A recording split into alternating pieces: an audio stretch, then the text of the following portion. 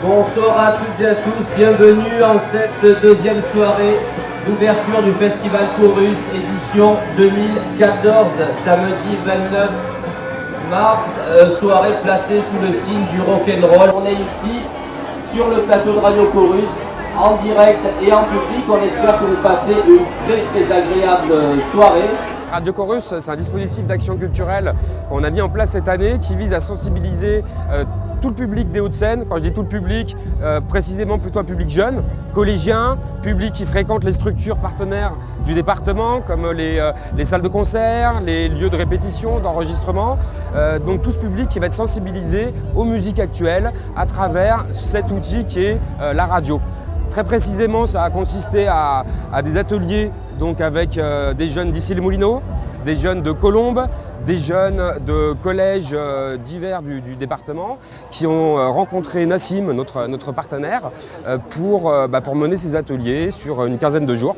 Et puis ils sont présents maintenant sur le festival et ils animent notre plateau Radio Chorus. On accueille des artistes programmés et donc ils sont interviewés en direct par les jeunes qui ont participé aux ateliers. Radio Chorus est donc diffusé sur le site web du festival et puis qui sera également diffusé sur le site des villes partenaires. Donc plus que évidemment juste un outil éphémère, Radio Chorus, on a l'ambition que ça devienne vraiment un outil pédagogique un peu global pour toucher le maximum de public des Hauts-de-Seine. Ces ateliers, c'est déjà leur faire découvrir l'univers de la radio, autrement dit le matériel avec lequel on travaille.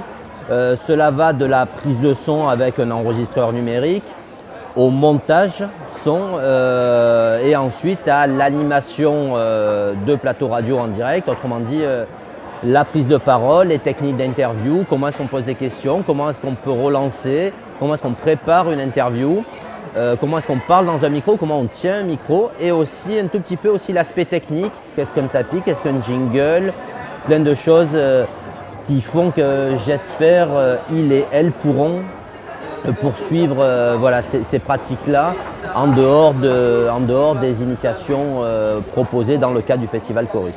Ce qui est très bien avec le projet Radio Chorus, c'est qu'on puisse travailler dans les conditions du direct. Des nouvelles depuis d'actualité, un projet, un album, un concert. On a déjà participé avec elle aux soirées 109 qu'on organise avec les Uluberlus à Colombes, donc au tapis rouge, 10 fois dans l'année. Donc à chaque fois, on interviewe les groupes avant, pendant les balances et après le concert. Là, pour les filles, c'est vraiment une étape supplémentaire après l'atelier à la Maison de l'Image, les différents exercices en live aux soirées 109. Maintenant, c'est donc pour le chorus, leur première grosse expérience de radio avec des professionnels. Le but, c'est de leur donner envie, c'est de leur donner des pistes et après, ils vont les creuser eux-mêmes. Si nous, on peut aider à leur ouvrir des portes, leur donner des envies effectivement professionnelles, on va en plus les épauler avec l'association, avec la Maison de l'Image. Donc oui, si les jeunes ont des envies, ils vont pouvoir aller beaucoup plus loin. En tant que candidat aussi, j'en pense quoi? Je trouve ça quand même génial de venir participer à ça, c'est incroyable, on est VIP.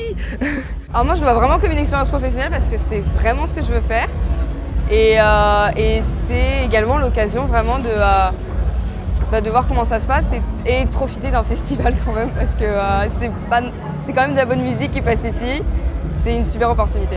On vous souhaite une très agréable soirée en notre compagnie.